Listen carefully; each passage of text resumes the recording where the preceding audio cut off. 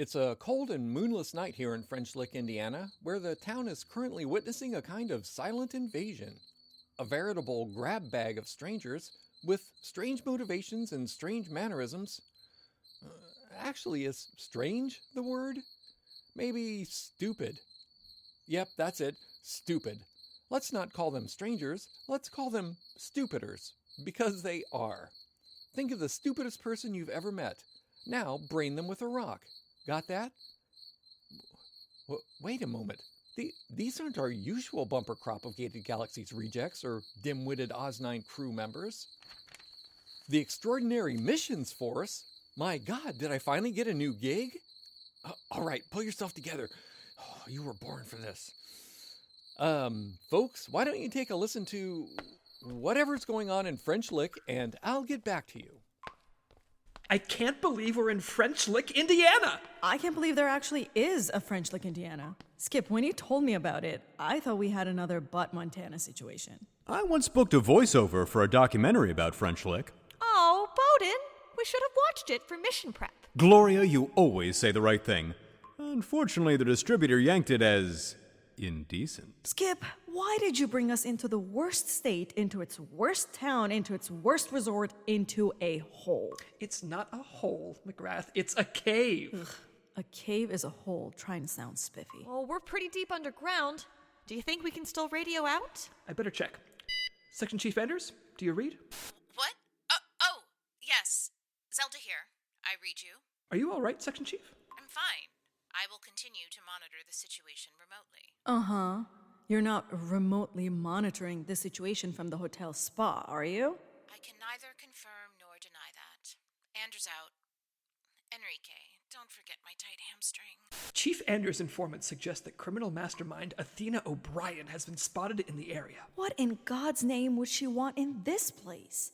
There's nothing here but rich people and kitsch people. If that failed documentary taught me anything, it's that this town is a hotbed of paranormal activity. Oh, come on. It's true. My cousin came here for the golf, and 6 weeks later, they found his fillings in a compost pile. That is total crap. Oh, yeah. What the? Freeze! Who goes there? Sheffield? Mrs. Sheffield.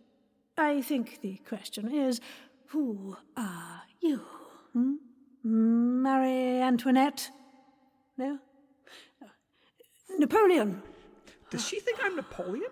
Oh, la, oh dear. This isn't the French Revolution, is it? Oh, la, la, this time travel business is rather tricky without my walking stick. Yes, you see, I've fallen into a bit of a time slip, I'm afraid. And, well, if you've never seen me in my time slip, it's...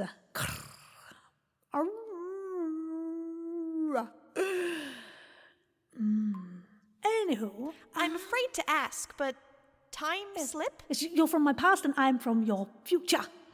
This is not rocket science. No, it's temporal physics. Skip, do you think she's with Athena O'Brien? She does talk a lot like a brainwashed, then re-brainwashed oceanologist. Oceanology? Oh, did you say oceanology? Perhaps I have landed in the right time after all. What do you know about oceanology? Perhaps you should follow me. I do believe there's someone skulking around here with some connections to that ancient religion. She must mean Athena. This is our chance to finally nab her. Let's be quick. Whatever reason she had to come to French Lick, you know it can't be good. Come along. Come on, team. Let's go be the greatest spies we can be. Well, this is a refreshing change of pace. Spies. International intrigue. Oh, finally, I can show my range.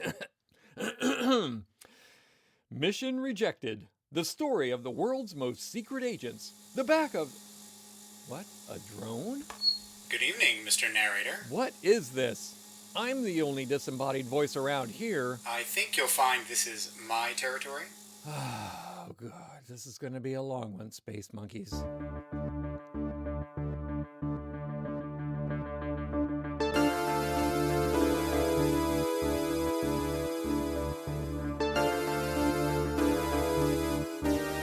Mission Rejected and Oz-9, the crossover. Tonight's episode, Oz-9 Rejected.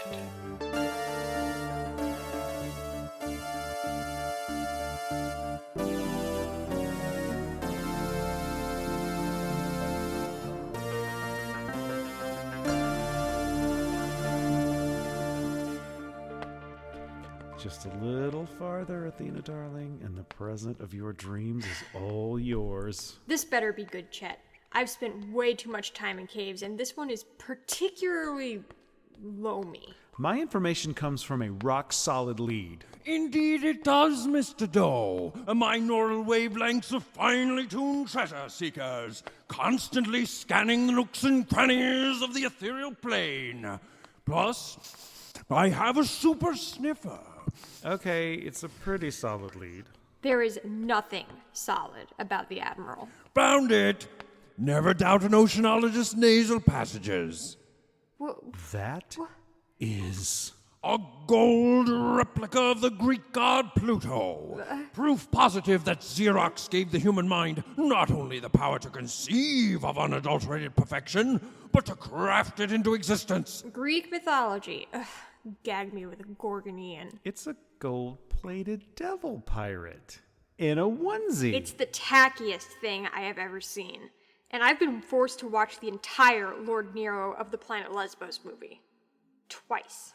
This resort is built on a site of untapped psychic energy, baked into the living rock by eons of exposure to ley line crossings, disintegrating cosmic rays, and a failed nuclear power plant, creating a doorway through time and space. They also used to give great spa treatments here back in the 1900s, for 2 bits. Admiral, I'm gonna frackin' kill you! Now, follow Pluto's outstretched arm, my friends, right to this door.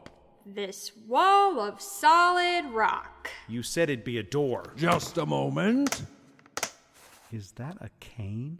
Technically, it's a walking stick. Please tell me we're not going to have to carry your frail 800-year-old backside out of a cave in French Lick. Oh. Whoa, it's a battery-powered cane. And if I touch this positively charged walking stick to this ion-soaked wall... Whoa! And the doorway opens to us. Huh. Whoa, that's one magic cane. Not quite. It belongs to an old friend. One who told me long ago to be in this exact place at this exact time. Oh, and you were always so good at following orders. Such a good boy, H.R.R. Mrs. Sheffield!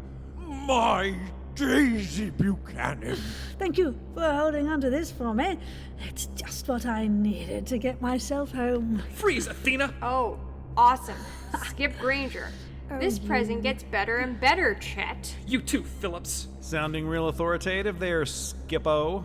This is always a fun dance. My God, Mrs. S! Is that really you? Admiral H.R.R. Fletcher. How long has it been? Oh, it was 1920-something, wasn't it? We were dancing the Charleston, if I recall. Charleston. How old are you? Made in And he looks exactly as he did in the Hoover administration. Wait, but you just said you were from the future. Yes, I also said I was unstuck in time. Do keep up. Yes, see, I'm on a bit of a secret mission to ensure future events unfold correctly. Well, this all makes sense in a terrifying nightmare sort of way. No, it doesn't. Not even a little. All right, enough chit-chat. We'll sort this out back at EMF headquarters. Stand down, Admiral. Never! The reappearance of Mrs. Sheffield, the yin to my almighty yang, the dharma to my Greg, The tit to your tat.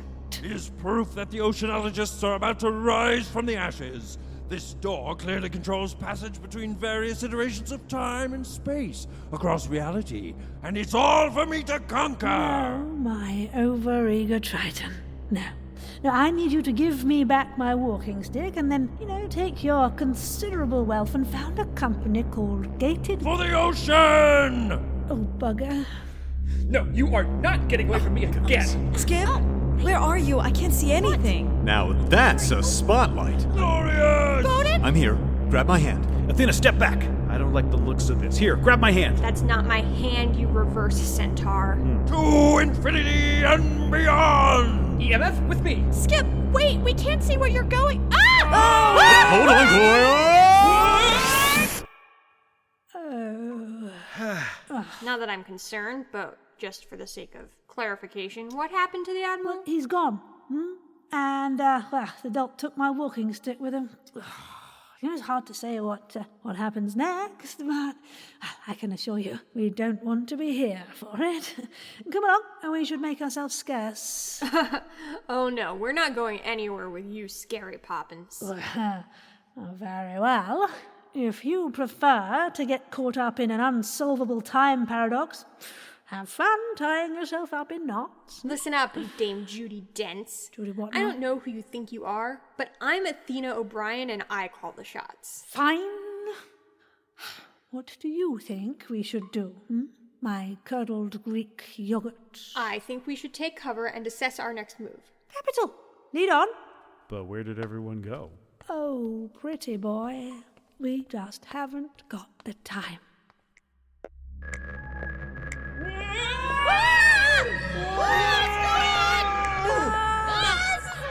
Oh my god, what is happening? Is this some kind of vortex? It's like the entire universe is spinning around us! Oh, Skip, look out! There's a group of people headed right for us! What in the name of Robert the Bruce is going on? Oh no! It's some kind of wormhole to Scotland! Gott von Himmel, Einstein was right again! That magnificent It's like the Epcot World Showcase on acid in here! Who was that woman who just flew past? And why was she talking about the experimental prototype city of tomorrow that laid waste to Europe in the late 21st century? Christopher Nolan was spot on about how this would look. There's so much about rips in the universe I don't understand!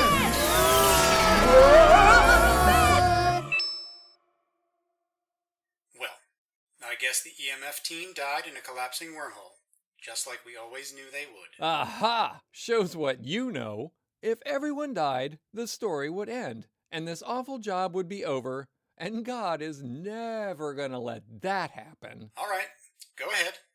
Narrate us out of this. Oh, I will. Don't you worry. Not worried. You just watch me. Do your thing. As the EMF agents were whisked through time and space, they appeared to swap places with 4 crew members of the spaceship Oz-9.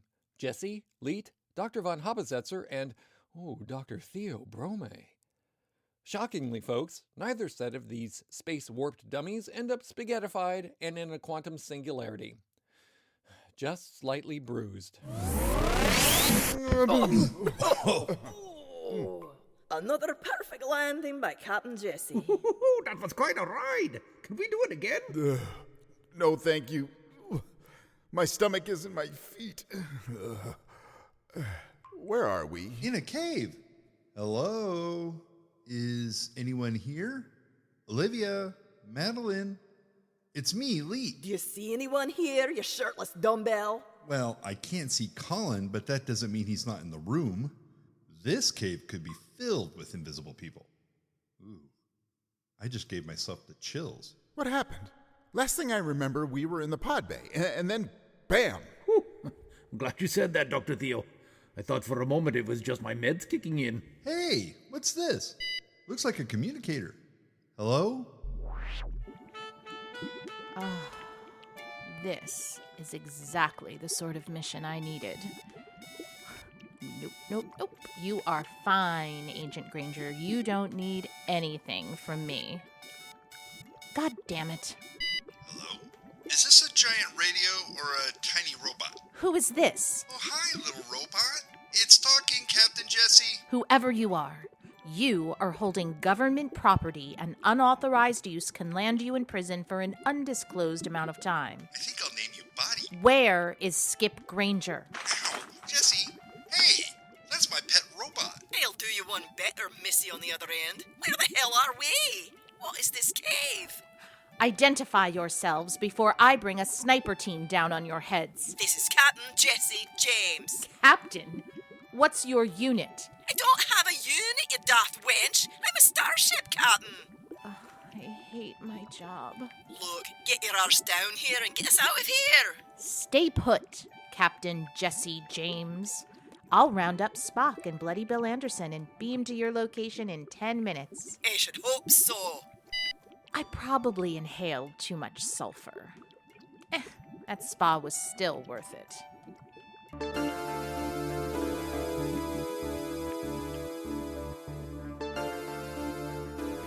Freeze! Hands where I can see them. Hey, that lady sounds just like my tiny robot. Is it your baby? Okay, you crazy bitch. I got my hands up. Now where are we? For starters, you're on the planet Earth, Starship Captain Jessie. Earth? Who-wee? What an unexpected and fantastical development. I did not see that coming. Look, the rocks, studded with mineral sulfides. She's telling the truth. It's Earth. It's Earth. It's wonderful, wonderful Earth. Okay, I didn't really expect that reaction. Quick kiss in the stinky rocks, you big lubbock. It tastes so bad. We can go home. We can visit Ben and Julie. That may not be exactly the wonderful case, my large friend. Why not? Well, you see, the hopping and zapping through vast distances of space often goes waltzing along with also the hipping and zipping through, time. What? You're telling me we made it home just to end up in the wrong time? Madam, government agent... Section Chief Zelda Anders. No, Section Chief, what year is it? 2021. 2021? That's amazing. We can go visit Finland before it gets vaporized. Who in the what now? Lady, we don't want to be stuck in the Dark Ages. Good. We don't want you here either. I don't suppose you have access to any, science types who might know a thing or two about hyperspatial anomalies? I'm just asking. Oh, God help me, I might. Follow me, Space Captain. I know 2 scientists back at the EMF who'd love to meet refugees from the future. Wait, 2021? Then why would Chet and Athena be with the Admiral? Didn't he turn on them last year? Don't worry. This whole episode is out of continuity. You have continuity? Barely. Never mind. Meanwhile, back on my show, 4 random people appear in Podbase 779 of the Oz-9. Because why not? It's just space. Apparently, people drop by all the time, because that totally makes sense. In space. Oh, God. Where the hell are we? Is the ground humming? That's not ground. That's linoleum? Why? It's so hard to clean. Why? And what are these pods? Those are people in there! Really well-dressed people. You're telling me? Those are Berluti 1895s. Those shoes cost $1,800? Please. Do they look like something you'd buy at Kmart? I think these are stasis pods. Yeah, but I've never seen this technology before. This is much more advanced than anything we have. What do you mean, more advanced? Me? What? For example? Dr. Pickle? Captain Crunch. What? Oh, sorry, I thought we were playing a game. Who are you? Where are you? That's not a who. Not exactly. That's an artificial intelligence. An extremely advanced one. Well, yes, that's why I said me, for example. And who are you? I don't sense body tags. Why does it sound like Dr. Pickle? Ooh, you might want to dial back that it talk before I sick the Albatros on you. An attack Albatros? Oh, poor thing. It's been up here so long it's gone crazy, like Hal. You do realize that A, I can hear you, and B, I control the oxygen? What's your name? Name? What part of intelligence did you miss? Of course she has a name. Is she correct? She is grand, and a damn sight better than it. I'm Olivia. I like you. You'll probably survive. Oh, good. Sorry about the rest of you. Seriously, Olivia, I want to know all about you. You're 1,000 times more advanced than any AI I've used. Watch. Hey, Siri, what's the weather today? The auto-da-fe was a violent ritual of penance carried out between the 15th and 19th centuries. Well, to be fair, I also have no idea what the weather is. Nor do I care. Olivia? Where are we? Just past Pluto last I checked. Pluto Springs? Please say Pluto Springs. I think she means Pluto, the planet. Oh, rats. Not a planet anymore. That's what got Neil deGrasse Tyson in so much trouble, remember? Wasn't he attacked by some guy in a gold bodysuit? Stabbed with a trident, I think. Bident. 2 pointy bits, not 3. I always thought that was unfair. Give an astral body an award, then take it away? I could take your oxygen away. Would that be fair? Computer, end program. Pardon? Skip, We're not on Star Trek. Computer, Arch. My name is Olivia. Okay, seriously, why does she sound like Pickle? Does nobody else hear that? Pull back your pickle, mate. What are you doing on my spaceship? Ha! We are on Star Trek! Wait, are we actually... Yup, we are. We're on a spaceship. In space. And that's not all. Don't say it. According to this newspaper sticking out of this fellow's jacket, we're in the future. Can't quite make out the year. Dang it, I can't believe it. I was having such a good day. Calm down. We'll figure this out. We're not stranded. I hope. No, it's not that. It's just... I cannot believe they still have such crappy linoleum in the future. Do you have any idea how hard it is to really clean those crevices? Never mind that magnetic shoes don't stick. Ooh, now you're in trouble. Well, more trouble anyway, because, oxygen. Meet the Albatros, our robotic assassin of questionable European origin. What is it with people just coming on board our ship, willy-nilly, no protocols and no body tags? Body tags? Is that like a rating system? What would mine be?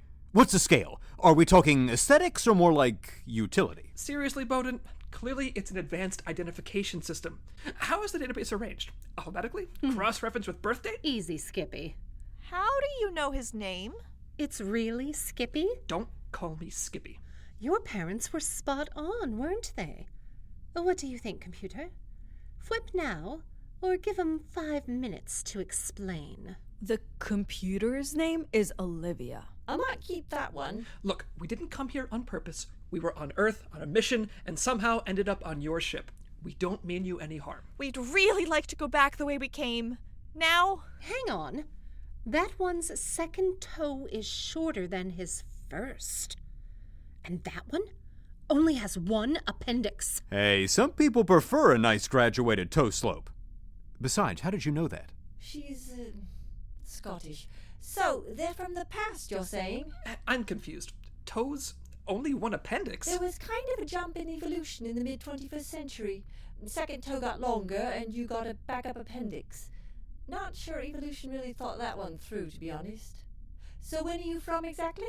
2021. When are we? 2142. Last we checked. Albatros, report to the bridge, please. Albatros to the bridge. And if you're up near the snack machines, could you bring me some fugu chips? And some Pepto-Bismol. Captain Madeline out. All right, everyone. Let's go. You're taking us to the bridge, right? I suppose. Just don't piss me off on the way. Wait, isn't fugu poisonous? You develop a tolerance. Do I have to? Meanwhile, having collected Leet, Jessie, and Doctors Bromae and von Zetzer, Section Chief Zelda Anders returns to EMF headquarters to confer with her own team of elite scientists. Oh, thank God. Finally, some actual paid professionals. Have you ever heard this show before? Yes. Well, I played some headliner clips. Why? Just wondering if our scientists are more likely to mind wipe you or accidentally drop you in a combine harvester. A combine harvester? Is there not a single competent scientist in all of audio drama? Oh, Guy Raz, save me. You are a long way from NPR, hombre.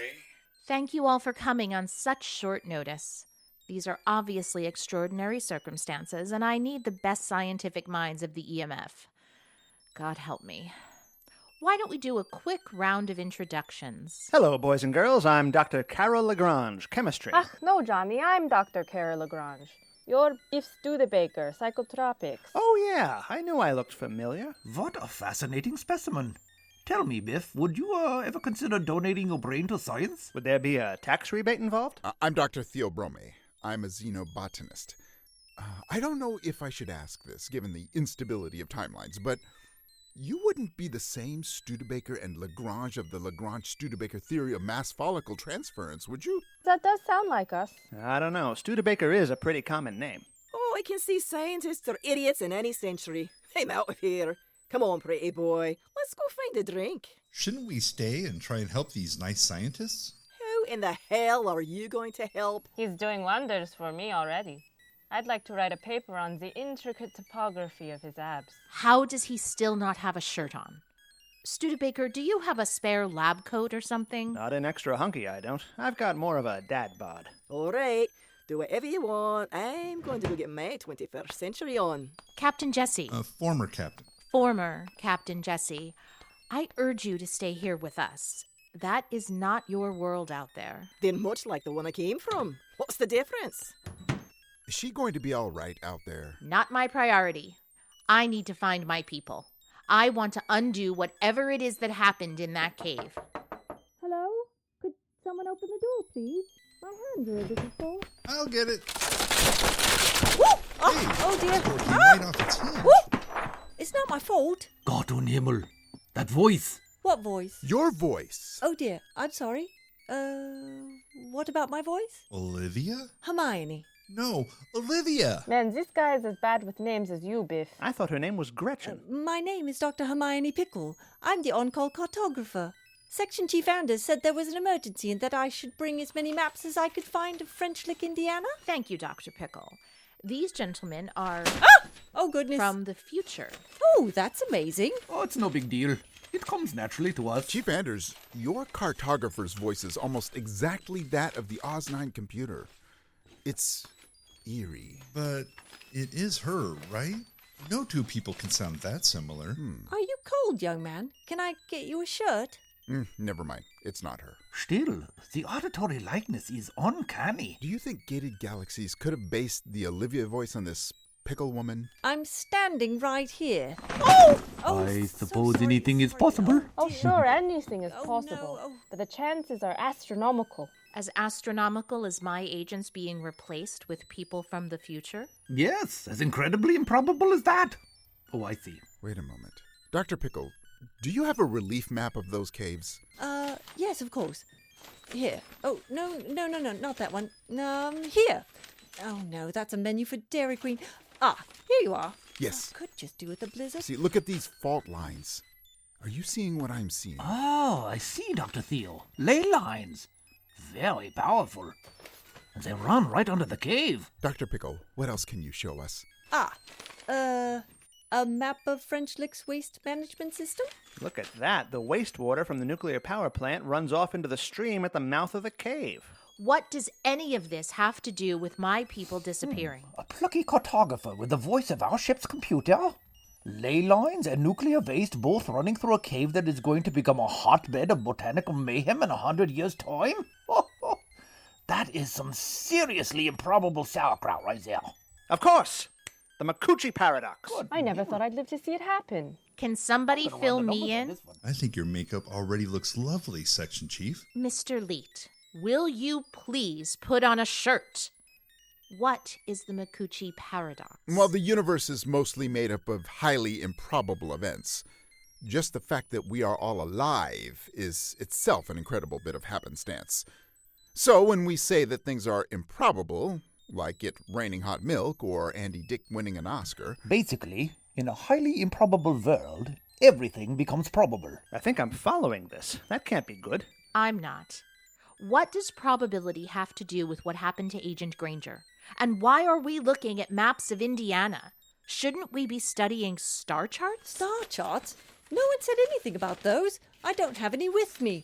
Oh, it's not my fault. I am freaking out. Makuchi says that in a world where everything is a probable improbability, there must still exist actual improbability. Events so random that the chances of them happening can't be calculated. These improbable events are so powerful, they actually generate massive amounts of energy. Yes. If we could somehow harness the power of that loop and centralize it back at the cave, we might be able to reopen the door. Yes. And snap everything back into place. So the only way to reverse what happened is to have something else even more improbable happen. Yes. Say maybe 3 really impossible things. All right. Ideas. Pickle? I'm sorry, what's this about me sounding like a computer from the future? That's one.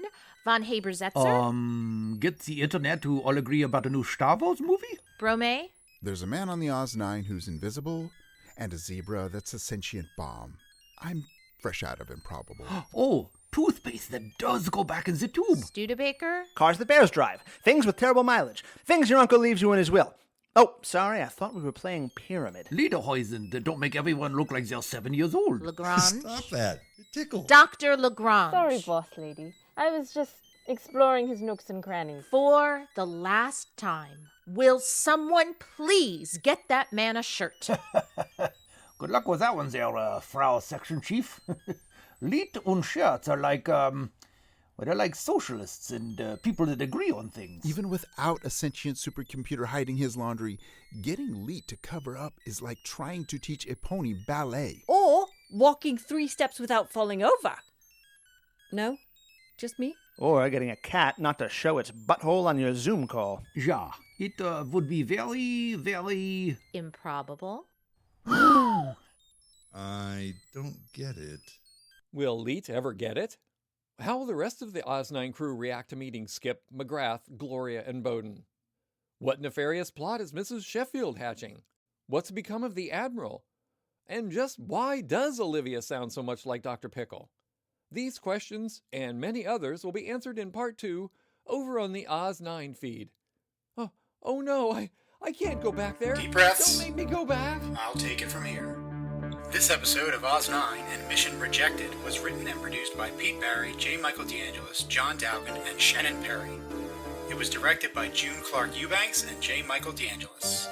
It starred in alphabetical order. Ashley Banks as Athena O'Brien, Bonnie Brantley as Jessie, Richard Cowen as Leet, David S. Deere as Dr. Theo Bromae, Faith Dowgin as Section Chief Zelda Anders, John Dowgin as Dr. Biff Studebaker, June Clark Eubanks as the Albatros, Sarah Golding as Mrs. Sheffield, Jill Ivey as Siri, Bob Killion as the Admiral, Chris Klaniecki as Skip Granger, Paige Klaniecki as Gloria Kovak, Eric Perry as Dr. von Haber-Zetzer, Shannon Perry as Olivia, Madeline, and Dr. Pickle, Nazil Sarkaya as Mackenzie McGrath, Dave Stanger as Bowden Moncrief, Kirk White as Chet Phillips, Karen Yang as Dr. Carol Lagrange, with Richard Nadolny as your narrator, and Kevin McGrath as the mission voice. Oz-9 created by Shannon Perry, Mission Rejected created by Pete Barry, J. Michael DeAngelis, and John Dowgin. Music by Pete Barry and John Faley. Editing and sound mixing by Pete Barry. Script editing by J. Michael DeAngelis. Hear the second part of this adventure and learn more about Oz-9 at www.oz-9.com or wherever you get your podcasts. This has been a Portrait production, copyright 2021, Extraordinary Missions Limited.